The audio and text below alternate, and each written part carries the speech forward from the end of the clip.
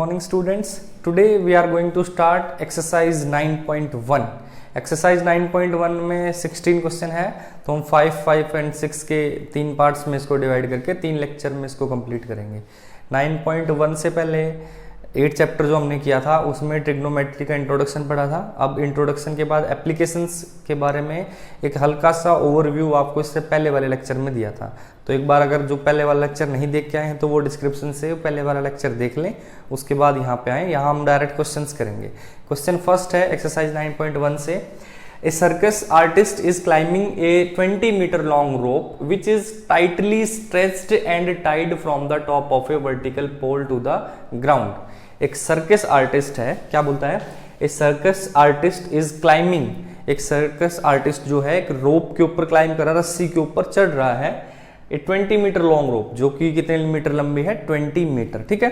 तो कोई सर्कस का आर्टिस्ट है, वो 20 मीटर लंबी एक रस्सी के ऊपर चढ़ रहा है। रस्सी कैसी है? Which is tightly stretched and tied from the top of a vertical pole. Vertical pole से जो टाइटली बंधी हुई है एक रस्सी, उसके ऊपर एक सर्कस आर्टिस्ट जो है वो चढ़ रहा है, ठीक है। तो वर्टिकल पोल हमेशा वर्टिकल ही होगा। वर्टिकल और हॉरिजॉन्टल डायरेक्शन में भी कई बच्चे कंफ्यूज हो जाते हैं। तो ये जो हमारा सीधा खड़े रहते हैं हम, ये चीज क्या होती है? वर्टिकल। और ऐसे लेटते हैं जब, उसको क्या बोलते हैं? हॉरिजॉन्टल। तो इन चीजों में कंफ्यूजन हो ना, ये सीधी डायरेक्शन होती है वर्टिकल, और ऐसे लेटे हुए हैं, जैसे हम खड़े हुए बात करें तो हम वर्टिकल ही हैं, और हम सोते हैं लेट के तो वो क्या हो जाता है? हॉरिजॉन्टल, ठीक है। तो यहाँ नहीं कंफ्यूज होना आपको, वर्टिकल और हॉरिजॉन्टल डायरेक्शन होगी दोनों। अब कोई सर्कस का आर्टिस्ट है, वो क्लाइंब कर रहा है रोप के ऊपर जो कि 20 मीटर लंबी है, और वो जो रोप है वो एक पोल पे बंधी हुई है, ठीक है। वर्टिकल पोल है हमारा, जैसे किस तरीके से है? Tied from the top of a vertical pole. Pole के दो सिर होंगे, एक टॉप होगा एक बॉटम होगा, तो टॉप से बंधी हुई है वो वर्टिकल पोल के, to the ground. Find the height of the pole, उस पोल की हमें हाइट फाइंड करनी है। If the angle made by the rope with the ground level is 30, जमीन के साथ जो एंगल है रोप का वो कितना है? 30। तो अगर मैं इसका डायग्राम बनाने की कोशिश करूं तो मान लेते हैं कि ये हमारा क्या है? कोई वर्टिकल पोल हो गया, ठीक है। यहां ग्राउंड आ गया, जमीन में गड़ा हुआ है, और ऊपर ये इसका टॉप है।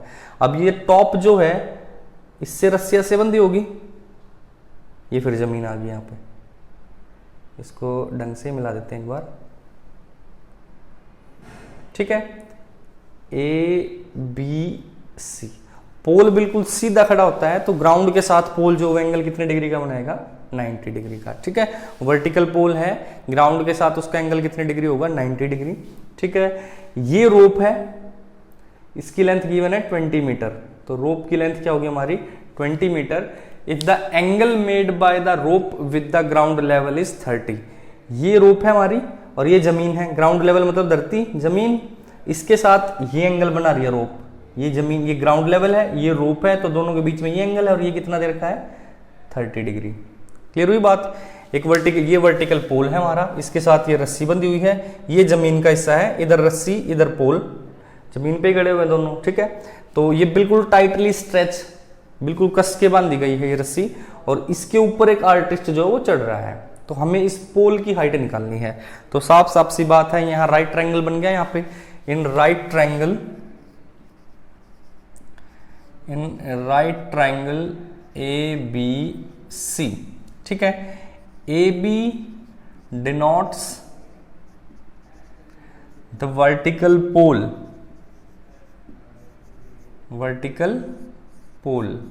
AB क्या है? वर्टिकल पोल को डिनोट कर रहा है, और AC denote the rope, AC denotes the rope. बस ये डायग्राम अगर आपको बनाना आ गया तो 50% क्वेश्चन तो आपका डायग्राम में कंप्लीट हो जाता है।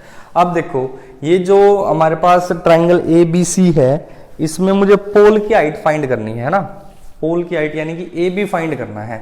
तो यहाँ पे हमें AB फाइंड करना है, यानी कि AB क्या है? ये इस ट्रायंगल के हिसाब से ये परपेंडिकुलर है, तो यानी हमें परपेंडिकुलर फाइंड करना है। और गिवन क्या है?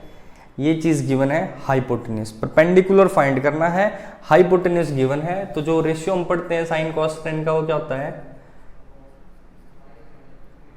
PBP HHB।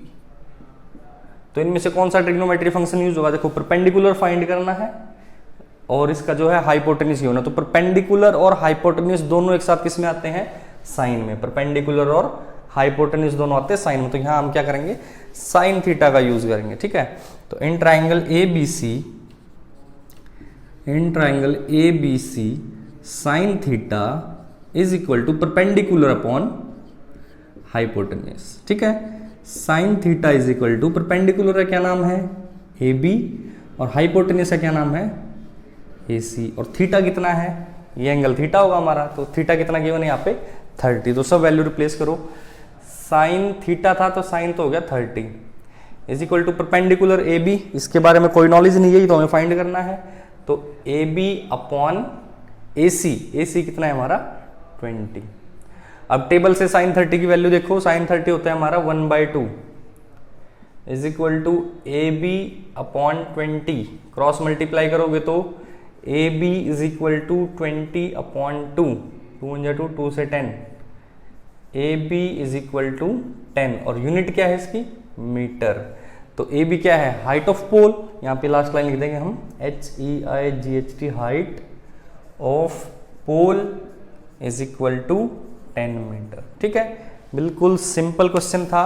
स्टेटमेंट समझ के डायग्राम अगर आपने बना लिया तो किसी भी क्वेश्चन में कोई भी मुश्किल नहीं आएगी। ठीक है, क्या था कि एक वर्टिकल पोल है, हमने ये पोल हो गया, उससे एक रस्सी बंधी हुई है, ऐसे रस्सी बांध दी, तो यहाँ नीचे लाइन मिलाएंगे तो ये राइट ट्रायंगल बन जाएगा।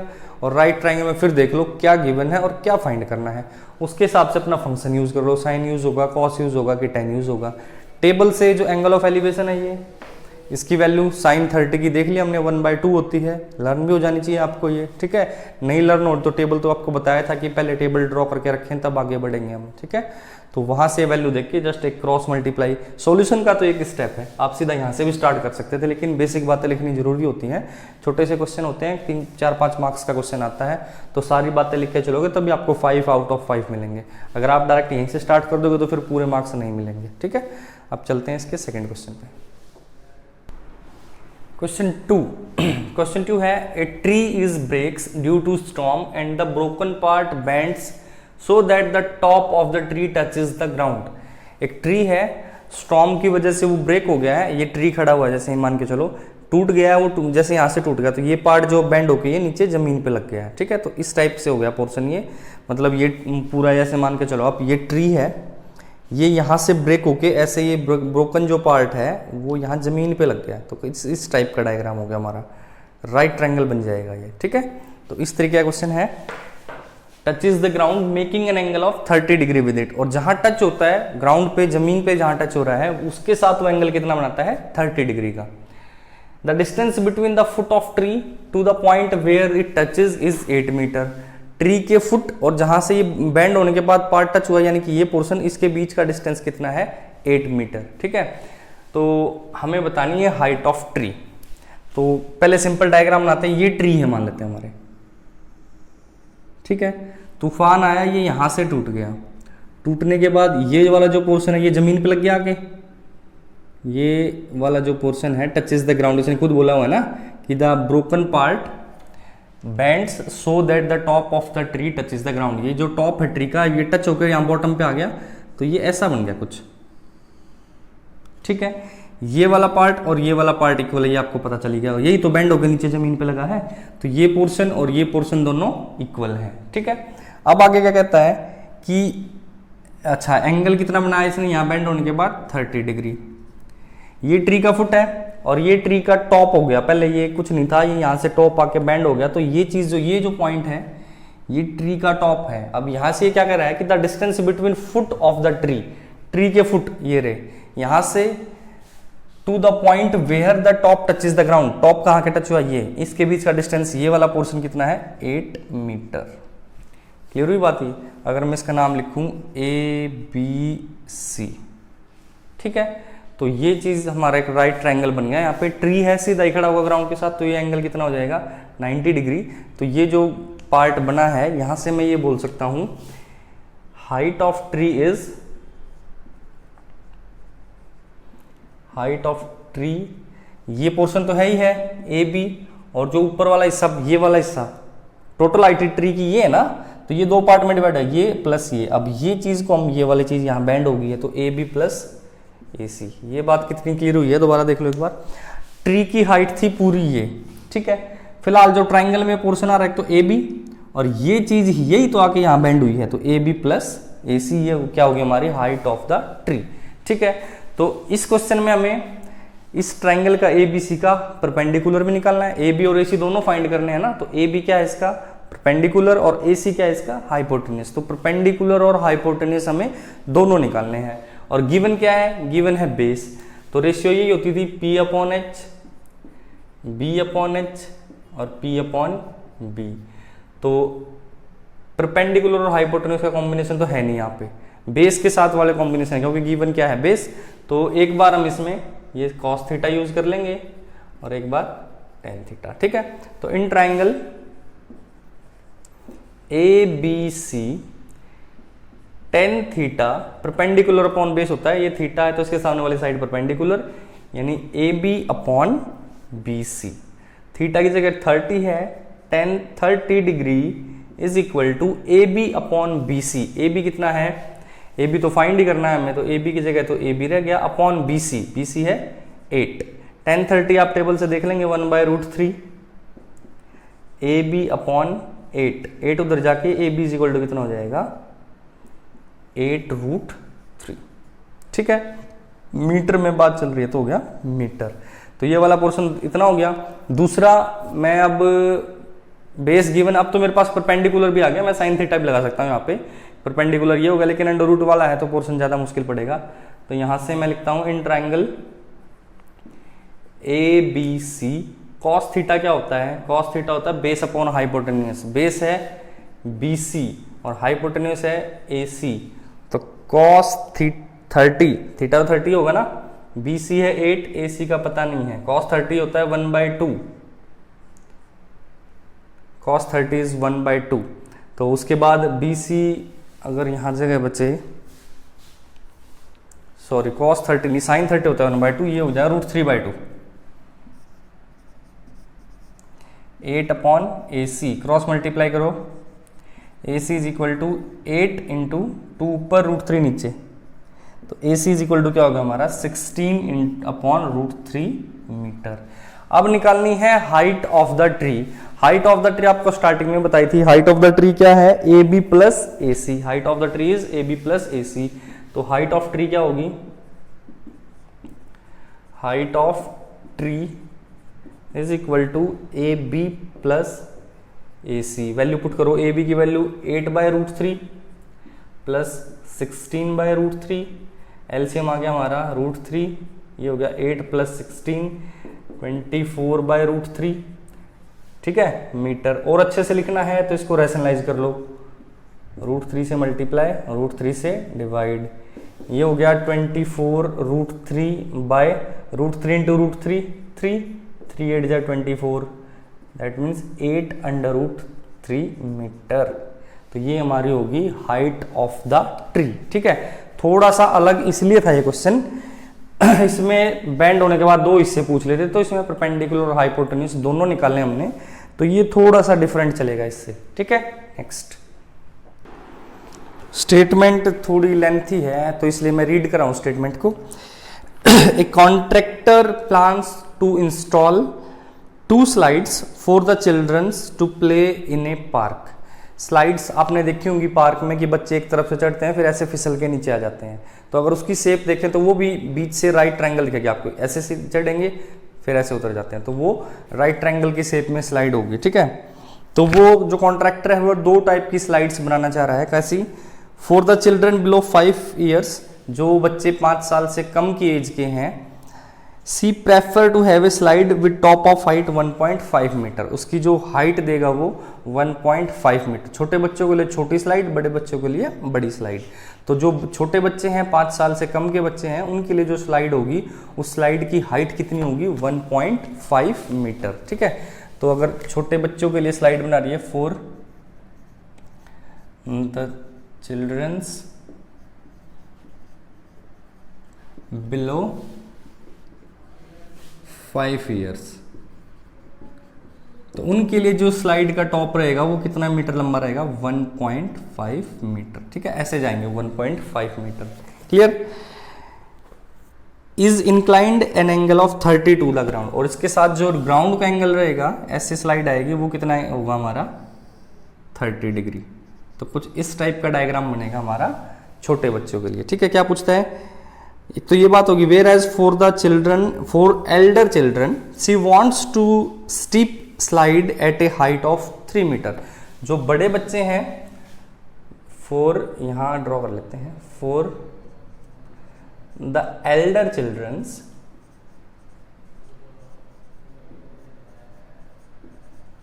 ये चीज जो 1.5 का टॉप हुआ करता था वो 3 मीटर हो गया, और जो एंगल 30 का था वो अब एंगल कितने का हो गया हमारा 60 डिग्री का। ठीक है, इतना फर्क ला दिया उसने बड़े बच्चों के लिए। आई बात समझ में। छोटे बच्चों के लिए स्लाइड की हाइट 1.5 थी और जो ग्राउंड के साथ एंगल था वो 30 डिग्री था। बड़े बच्चों के लिए स्लाइड की हाइट 3 मीटर होगी और जो एंगल है वो कितना हो गया 60 डिग्री का। ठीक है, बात ये है what should be the length of the slide in each case. दोनों जो केस बन रहे हैं हमारे पास यहाँ, इसमें जो स्लाइड की लेंथ है, ये है ना स्लाइड, यहाँ से स्लाइड करके आएंगे ना बच्चे, तो इसकी लेंथ निकालनी हमने दोनों केसेस में। ठीक है, नाम रख लेते हैं ABC हो गया, ये ट्राइंगल हमारा, तो इन ट्राइंगल ABC देखो परपेंडिकुलर, ये थीटा है, थीटा के सामने वाली साइड परपेंडिकुलर, तो ये परपेंडिकुलर गिवन है, हाइपोटेनस निकालना है, तो कौन सा एंगल यूज होगा हमारे पास यहाँ, साइन थीटा का यूज होगा। ठीक है, in triangle ABC sine theta is equal to AB upon AC। Theta की value 30, sine 30 is equal to AB कितना होता है, AB 1.5 है यहाँ, अपॉन AC ये हो गया। चलो, साइन 30 की value 1/2 is equal to 1.5 upon AC, cross multiply करो, AC is equal to 1.5 into 2, तो AC is equal to 1.5 into 2 करो 3.0 metre. Hence length of slide, length of slide क्या हो जाएगी हमारी यहाँ पे 3 मीटर। तो छोटे बच्चों के लिए जो स्लाइड है उसकी लेंथ क्या होगी 3 मीटर। ठीक है, नेक्स्ट अब जो ये बड़े बच्चों वाला पोर्शन है, इसमें जो ये फिगर हमारा ये बना है इन PQR, तो क्या होगा, इन ट्राइंगल PQR, इसमें भी परपेंडिकुलर दे रखा है, हाइपोटेन्यूज निकालना है, तो परपेंडिकुलर अपॉन हाइपोटेन्यूज होता है साइन थीटा। तो in triangle PQR sine theta is equal to perpendicular PQ upon hypotenuse, hypotenuse क्या है PR, तो साइन थीटा, थीटा यहाँ 60 है, तो sine 60 is equal to 3 upon PR। Sine 60 होता है √3/2, तो 3 अपॉन PR, क्रॉस मल्टीप्लाई करेंगे तो PR is equal to 3 into 2 upon √3। तो ये जो ऊपर वाला 3 है इसको ऐसे लिख सकते हैं ना, √3 इंटू √3 इंटू 2 अपॉन √3, तो एक √3 से √3 कैंसिल, तो PR कितना बचा हमारा 2√3। ठीक है, मीटर। तो बड़े बच्चों के लिए जो स्लाइड होगी उसकी हाइट होगी 2 जो स्लाइड की लेंथ होगी वो क्या होगी 2√3 मीटर। ये 3 से ज़्यादा है, कभी ये सोचोगे तो 3 से कम आ गई, छोटे बच्चों की स्लाइड लंबी आ गई, बड़े बच्चों की छोटी नहीं। जब इसकी तकरीबन वैल्यू 1.73 होती है, तो तकरीबन 2 के पास है, तो इनकी मल्टीप्लाई करेंगे ना तो ऑलमोस्ट 4 मीटर के आसपास की लेंथ आएगी हमारी। ठीक है, तो ये हो गया हमारा बड़े बच्चों के लिए, तो यहाँ लिख देंगे hence the length of the slide for elder childrens is 2√3 metre. Next question, question number 4th, the angle of elevation of the top of a tower from a point on the ground which is 30 meter away from the foot of tower is 30 degree। बहुत ही simple question है, आप खुद भी कर सकते हैं इसको। क्या कहता है कि angle of elevation from the top of A tower, tower का टॉप है, मैंने ड्रॉ कर लिया कि ये मेरा टावर हो गया मान लेते हैं, इसके टॉप से एंगल ऑफ एलिवेशन का है from A point on the ground, ये इधर जमीन है, जमीन ऐसे होगी, यहाँ कोई पॉइंट है, इस पॉइंट पे, और ये पॉइंट भी क्या है which is 30 metre away from the foot of tower. ये जो पॉइंट है ना टावर के फुट से, ये रे टावर के फुट, यहाँ से कितने मीटर दूर है, यानी ये पॉइंट यहाँ से कितने मीटर दूर हो गया हमारा 30 मीटर। और इसके साथ इसका एंगल ऑफ एलिवेशन क्या है, अगर थोड़ा और एक्सटेंड कर लो भाई इसको, ये एंगल ऑफ एलिवेशन कितना है 30 degree. Find the height of the tower. Tower की क्या है, हमें हाइट फाइंड करनी है। गिवन इन्फॉर्मेशन लिख के कि भाई ये टावर है, ए बी हमारा टावर है, तो in triangle A B C, in triangle A B C, अब हाई ये थीटा होगा, थीटा के सामने वाली साइड परपेंडिकुलर, परपेंडिकुलर फाइंड करना है, गिवन बेस है P B, P B use होते हैं 10 में, ठीक है। तो in triangle A B C tan theta is equals to A B upon B C. Theta की वैल्यू 30 है, तो tan 30 degree is equals to A B upon B C. A B तो फाइंड ही करना है, तो ए बी की जगह तो ए बी रहने देते हैं, अपॉन बी सी है 30। ये होता है टेन 30 की value 1/√3 is equal to A B upon 30, cross multiply करेंगे तो 30 upon √3 is equal to A B. थोड़ी अच्छी नहीं लग रही वैल्यू, रैशनलाइज कर लेते हैं इसको। तो A B is equal to क्या हो जाएगा, 30/√3 है, √3 से मल्टीप्लाई, √3 से डिवाइड, तो ऊपर तो हो गया 30√3, नीचे √3 की मल्टीप्लाई करेंगे तो 3 आ जाएगा, 3 से 10 कट गया। A B is equal to 10√3 metre. So height of pole is equal to 10√3 metre. √3 और √2 की वैल्यू जब तक नहीं पुट करनी जब तक आपको क्वेश्चन में मेंशन नहीं किया गया हो, ठीक है। अगर क्वेश्चन में मेंशन करके देता है तो फिर √3 और √2 की वैल्यू हम फाइंड कर लेंगे इजीली वहां से। बहुत सिंपल था, खुद भी ट्राई कर सकते थे। नेक्स्ट पे आते हैं। नेक्स्ट 5th क्वेश्चन है, स्टेटमेंट ही लेंथी दिख रही होंगे आपकी, इनकी क्वेश्चन तो सिंपल है ही और इनका सॉल्यूशन भी फटाफट हो जाता है। बस डायग्राम की प्रॉब्लम है, डायग्राम बनाना जिस दिन सीख गए तो ये क्वेश्चन बहुत आसान लगेंगे, ठीक है। नेक्स्ट है, a kite is flying at a height of 60 metre above from the ground. Kite है, यहां उड़ रहा है, मान लो कितने मीटर ऊपर उड़ रहा है जमीन से, 60 मीटर। हाइट ऐसे ही निकालेंगे ना, काइट की हाइट इज परपेंडिकुलर डिस्टेंस, तो ये हाइट हो गया। ऐसे थोड़ी कि पतंग और मैं इस चीज को हाइट बोलूंगा, ये ऐसे टेढ़ी लाइन थोड़ी हाइट होगी। Height is perpendicular distance. 60 metre जो है ऊपर उड़ रहा है काइट हमारा। The string attach to the kite is temporarily tied to a point on the ground. वैसे तो हम जो स्ट्रिंग है उसको हाथ में लेके उड़ाते हैं ऐसे करके, लेकिन इस क्वेश्चन के हिसाब से जो स्ट्रिंग है वो टेम्परेयरली बंधी हुई है एक पॉइंट पे ऑन द ग्राउंड। जमीन पे कोई पॉइंट है, वहां पे जो है इसकी जो रस्सी है वो रस्सी ऐसे टेढ़ी आती है ना, हमेशा जो धागा होता है, स्ट्रिंग होती है उसकी काइट की, वो तो ऐसे तो उड़ती नहीं सीधी, वो ऐसे तिरछी आती है, ठीक है। तो वो स्ट्रिंग जो है ये मान ली मैंने, ये यहाँ जमीन पे इस पॉइंट पे बंधी हुई है, ठीक है। तो ये बन गया triangle. On the ground the inclination of the string with the ground is 60 degree. यहाँ पे ये जो एंगल है कितना है, 60 degree. Find the length of the string. String की लेंथ निकालनी, यानी ये हाइपोटेन्यूज निकालना है। Assuming that there is no slack in the string, यहाँ पे कोई स्लैक नहीं है, ये बिल्कुल सीधी है, तो ये हमें अज्यूम करके चलना है। A B C perpendicular given है, हाइपोटेन्यूज निकालना है, तो ऑब्वियस सी बात है साइन थीटा का यूज करेंगे। तो in triangle A B C, in triangle A B C sine theta होता है हमारा परपेंडिकुलर अपॉन हाइपोटेन्यूज। परपेंडिकुलर है ए बी अपॉन हाइपोटेन्यूज इसका ए सी, ठीक है। जिसकी वैल्यू पता है वो रिप्लेस कर दो। थीटा की वैल्यू 60 है, तो sine 60 degree is equal to A B है 60 अपॉन ए सी तो फाइंड करना है। साइन 60 क्या हो जाता है, √3/2 is equal to 60 upon A C, ठीक है। क्रॉस मल्टीप्लाई करेंगे तो A C is equal to 60 upon √3 multiply 2। Rationalise कर लेते हैं इसको, ये कितना हो गया, A C is equal to 120 upon √3। देखो रैशनलाइज पता क्यों कर रहे हैं, क्योंकि ये कट रैशनलाइज होकर नीचे 3 हो जाएगा और 3 से फिर इसको कैंसिल कर सकते हैं, ठीक है।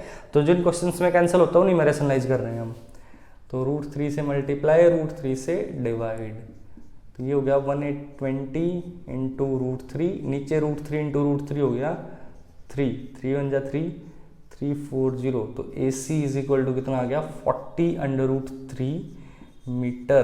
That implies length of the string is 40/√3 metre. That is the question. तो ये सारे हमने आज 5 क्वेश्चन किए हैं, ठीक है। सिंपल सिंपल थे स्टार्टिंग के क्वेश्चंस, एक ही सिंपल डायग्राम बन रहा था अब तक वाले जो क्वेश्चंस किए हमने। अब जो क्वेश्चन आएंगे, कई क्वेश्चंस ऐसे भी होंगे जिसमें 2-2, 3-3 ट्रायंगल भी बनेंगे, ठीक है। तो उनमें से किस ट्रायंगल पे काम करना है, किस ट्रायंगल की हेल्प से क्या निकालना है, वो माइंड में फिट करना पड़ेगा। उसके हिसाब से फिर प्रोसेस यही रहेगी सारे क्वेश्चंस की, ठीक है। इनसे अलग कोई भी चीज़ यूज नहीं करनी है, बस डायग्राम मेन है। कंफ्यूजिंग से डायग्राम भी हो सकते हैं, उनके हिसाब से अपने क्वेश्चन जो है चेंज होते रहेंगे। आप ये 5 क्वेश्चन कंप्लीट करें, उसके बाद नेक्स्ट लेक्चर में 5 और या 6 जो जितने भी हो पाएंगे, नेक्स्ट लेक्चर में हम इसके जो बचे हुए क्वेश्चन हैं नेक्स्ट 2 लेक्चर में ये चैप्टर कंप्लीट करना है, ठीक है। All the best, thank you so much.